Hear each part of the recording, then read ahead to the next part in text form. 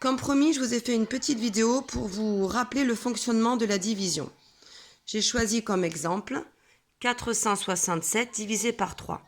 Dans mon coffre, j'ai 467 que je dois répartir de manière équitable entre 3 pirates.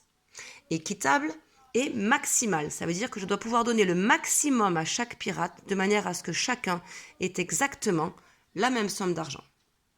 Je me suis noté la table de 3 puisque je partage en 3. En effet, si je leur donne 1 à chacun, que ce soit un billet de 100, un billet de 10 ou une pièce de 1, si je leur en donne 1 à chacun, ça va faire 1, 1 et 1. 3 fois 1, 3. 3 fois 1, 3. Je vais devoir piocher 3 de mon coffre pour en donner 1 à chacun. Si je leur en donne 2 à chacun, 2 et 2 et 2, je vais devoir piocher 3 fois 2, 6 de mon coffre pour pouvoir leur en donner 2 à chacun. Un autre exemple, si je dois leur donner 6 à chacun, je vais en piocher 18. En effet, 6 pour lui, 6 pour lui, 6 pour lui. 3 fois 6, 18. Je vais piocher 18 de mon coffre pour leur en donner 6 à chacun.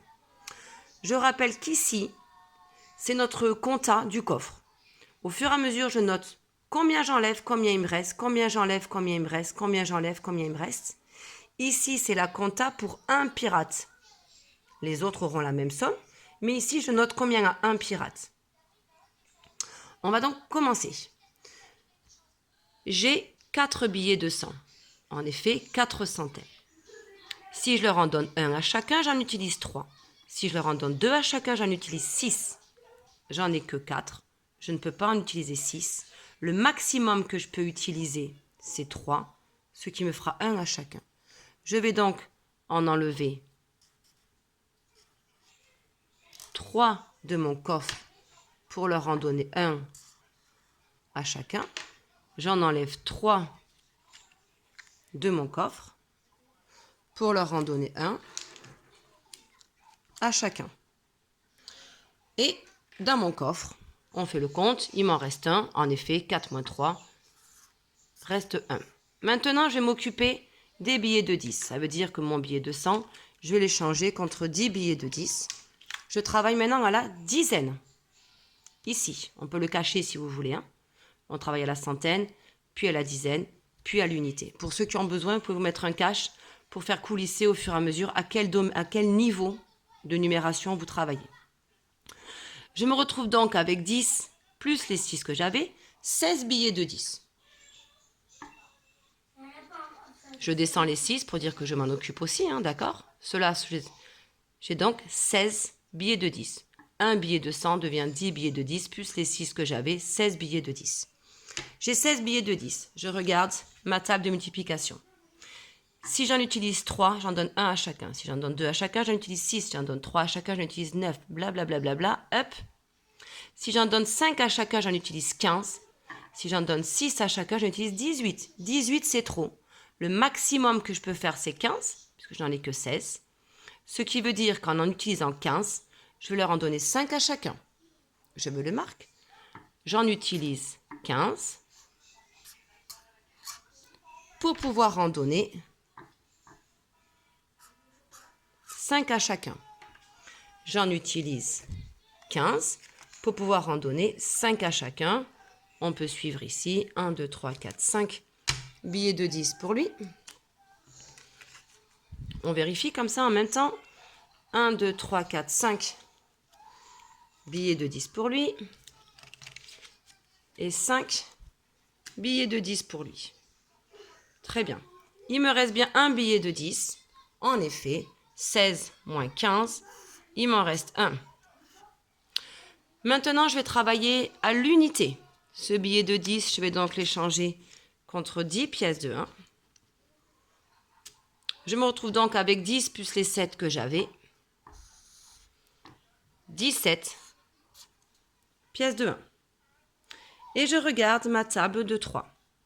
Si j'en lui donne 1 à chacun, j'en utilise 3. Je peux faire mieux. 2 à chacun, j'en utilise 6. Si j'en donne 3 à chacun, j'en utilise 9. Si j'en donne 4 à chacun, j'en utilise 12. Si j'en donne 5 à chacun, j'en utilise 15. Si j'en donne 6 à chacun, j'en utilise 18. Je ne peux pas, j'en ai que 17. Je m'arrête à mon max, c'est-à-dire, j'en donne 5 à chacun, j'en utilise 15. J'en utilise 15 pour pouvoir en donner 5 à chacun. C'est ce que je fais. Hop, 5 à lui, 5 à lui, et 5 à lui. On voit qu'il m'en reste 2 pièces de 1, je vérifie, en effet j'en avais 17, j'en ai utilisé 15, il m'en reste 2.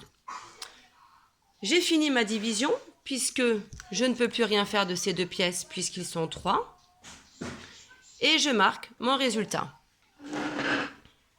Mon résultat, c'est 155, c'est ce qu'on appelle le quotient. Le quotient, 155, c'est combien à chaque pirate? Il a 155, lui aussi, c'est mon quotient, 155. Mon reste, c'est ce que je n'ai pas distribué, c'est-à-dire 2. Et je vérifie que mon reste est inférieur au nombre de pirates. 2 est bien inférieur à 3. Je suis bien allée jusqu'au bout de ma division. Je ne me suis pas arrêtée trop tôt. J'ai bien distribué le maximum que je pouvais. Et je vérifie mon calcul. Normalement, si je prends tout ça, 155, et que je l'ajoute à ces 155, et encore à ces 155, et encore à ces 2, je devrais retrouver le montant total de mon trésor du départ.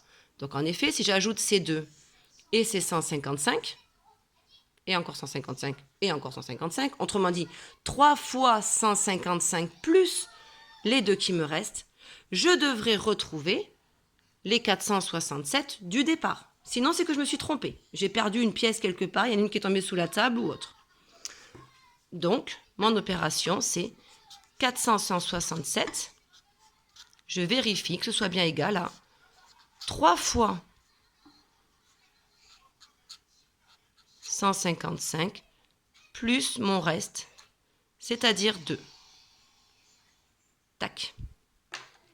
Autrement dit, c'est égal à mon diviseur, plus, multiplié par mon quotient, pardon, plus mon reste. D'accord? Ça, c'est mon quotient. Ça, c'est mon reste. Je vérifie bien que ça, plus ça, plus ça, plus ça, c'est bien mon coffre. Sinon, c'est que je me suis trompée. C'est que soit j'ai volé de l'argent ailleurs, soit j'en ai perdu. Voilà le résultat. Le quotient, le reste.